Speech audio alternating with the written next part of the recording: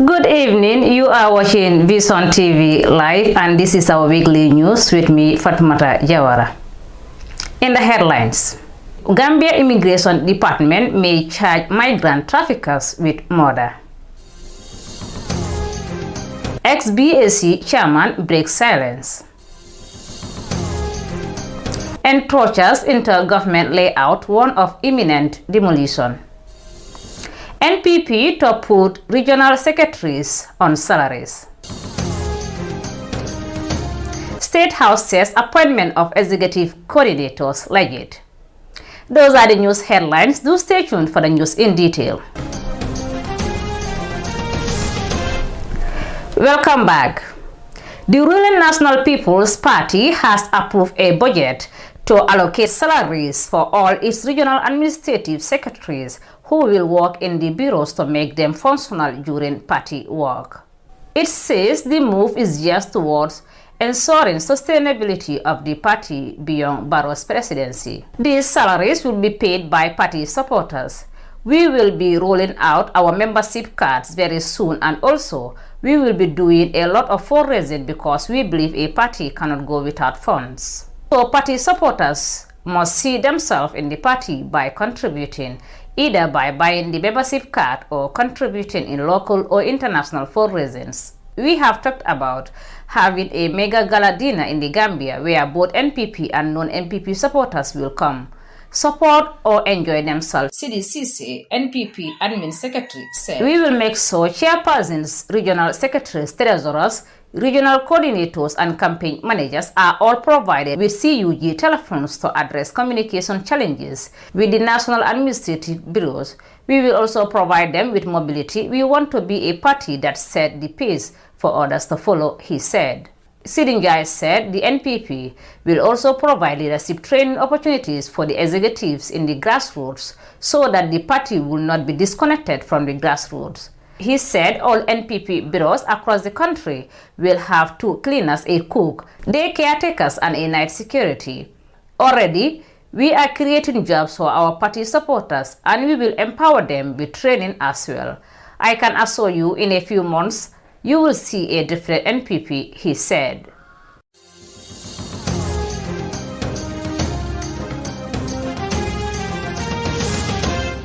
Ex-BAC chairman breaks silence.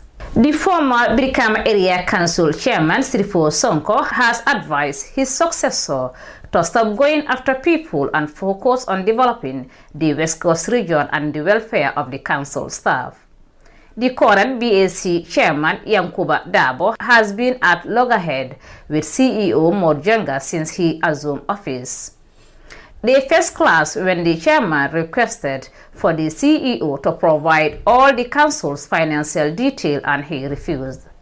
Commenting on the recent demolition and the situation of the Brikama Area Council, former chairman Sirifo Sonko, in an audio obtained by the Standard, urged the current chairman to focus on the development of the council and stop going after people or making unnecessary allegations that he cannot substantiate.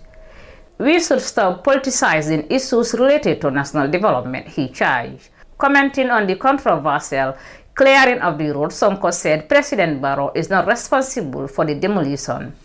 I heard people saying they will not vote for President Barrow or the NPP because he is responsible for the demolition.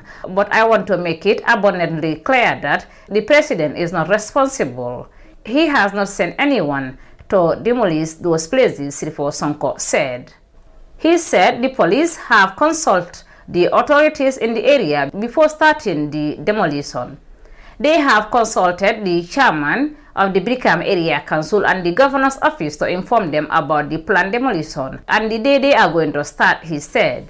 Sonko said King Koli, who leads the operation in Brikama, is a son of the town and would not have joined the operation if it was not done based on a just case.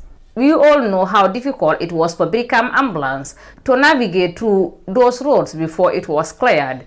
We feel sorry for those who were selling in those areas, but we should appreciate that the demolition is for the greater good. I want to thank the police for embarking on such a very important exercise to clear our roads. I urge all political party supporters not to see this as a partisan issue. It is done for the greater good of the Gambia, Sonko said.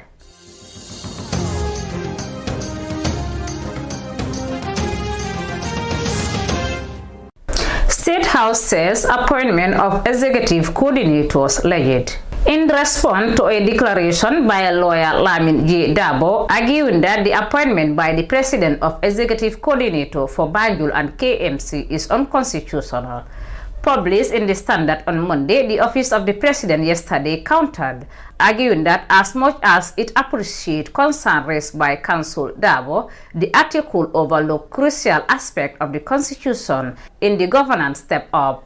The statement from the State House went further. The President, by the power granted by Section 80 of the Constitution, acted well within the legal framework in the introduction of the offices of the area coordinators in Banjul and KMC. This section empowers the President to establish public offices for the Gambia, make appointments and terminate them. Subject to constitutional provision and acts of the National Assembly, the President exercises his authority by signing an order duly gazetted.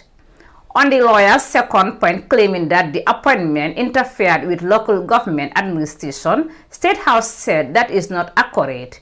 The role of the executive coordinators are outlined, including representing the President and the central government, monitoring service provision coordination, and collaborating with local authorities and traditional rulers on matters of public interest aligned with central government policies. Furthermore, the Local Government Act itself, specifically in Section 49(3), specifies certain functions exclusive to the central government under Part 1 of Scheme 2. This underscores that central government officials continue to have national functions in local government administrative area, the statement said. State House further argued that it is essential to understand that the Gambia remains a unitary state, not a federation, and therefore the country operates under one government with overarching authority throughout, and that local councils are not separate government entities. Mr. Dabo's article unfortunately misinterprets the rationale behind the creation and subsequent appointment of executive coordinators by His Excellency the President. The Office of the Executive Coordinator supports the implementation of government policies in the region.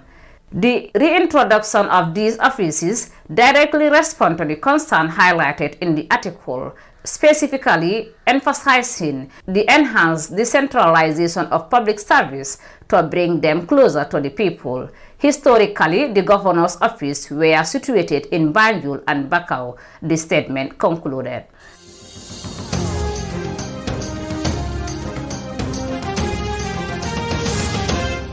The Commission of Migration Management Unit at the Gambia Immigration Department has said Gambia Immigration Department may begin bringing charges of murder against migrant traffickers operating in the country. Speaking during a now routine night patrol Sunday in Tanje for the Gassama, said like everything else, a migrant trafficker who organized departures and somebody dies will be held responsible for murder, either for being reckless or knowing that death will be the ultimate consequence of what they are putting people through. Even people who attempt to take people on this kind of venture should also be charged with attempted murder. So this is a message for traffickers. We are very serious and we will use a very stringent law to ensure that you are in prison for a long time, Commissioner Gassama said. He said there is an urgent need to stop this pernicious journey because people are dying while some people continue to benefit materially or financially. Putting the lives of our youth in jeopardy will not be tolerated, he said. Inspector Mohamed Ba, the deputy PRO, gave the latest update on the activity of some traffickers. He said around 1 a.m. on Sunday, 25 people were intercepted about to embark on this journey. They include both Gambian and others, most of them claiming they paid $55,000. Boubacar Jane, Commissioner of Operations, said they are committed to damping down on any activity connected to the deadly undertaking. He said the night patrol is part of the Operation Zero Departure for irregular migration, conceived by the Gambia Immigration Department to stem the tide of people leaving the source on board.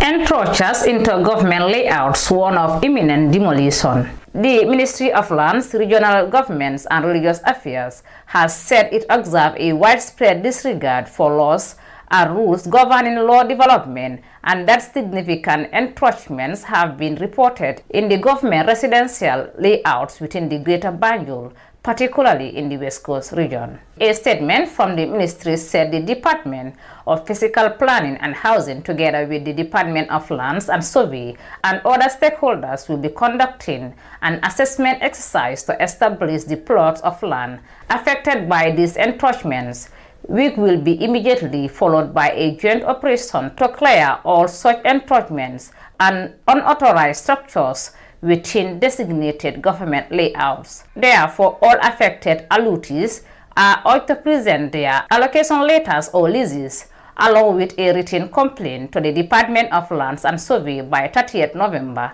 and accordingly, all unpermitted development activities must cease immediately, the statement added.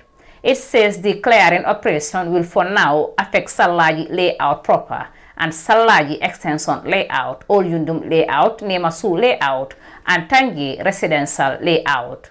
The exercise commences at Old Yundum and Salaji residential layouts with the issuance of demolition notice starting 1st December, while operations in Tangi and Nemasu layouts will follow in subsequent phases, the statement concluded.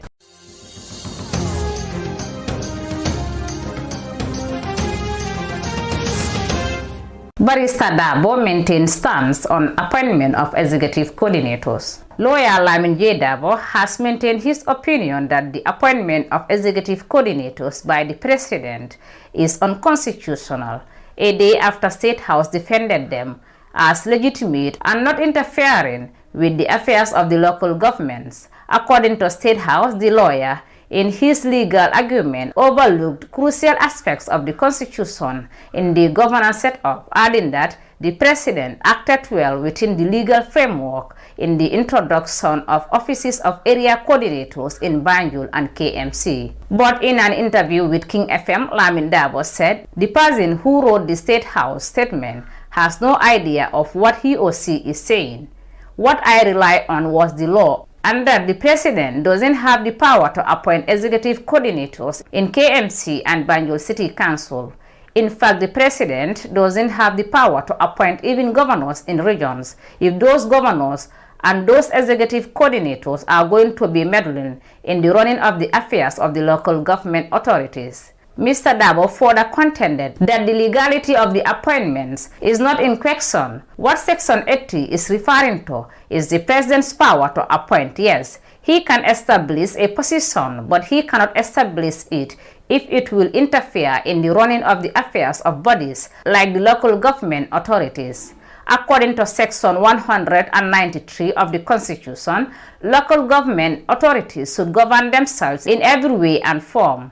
The government has no business in how they choose to govern themselves. I read the statement from the State House, and what they said about the Gambia being a unitary state is true, but it is the same unitary state, Gambia, that has court system and a national assembly, yet the law forbids the president from meddling in the affairs of those institutions. So let's go back and look at Section 80 again. The person who wrote the statement is not a lawyer and doesn't know what Section 80 actually states. Asked to expound on the consequences of the president's intention to push ahead with the appointment, Mr. Dabo stated, potentially, this could go to the court, and I think it should go to the courts for all to be clear once and for all. When the president was dismissing Yakumba Jeti, he insisted that he had the power to do so, but the court said he had no powers. The president has no authority to meddle in the running of the affairs of the local councils.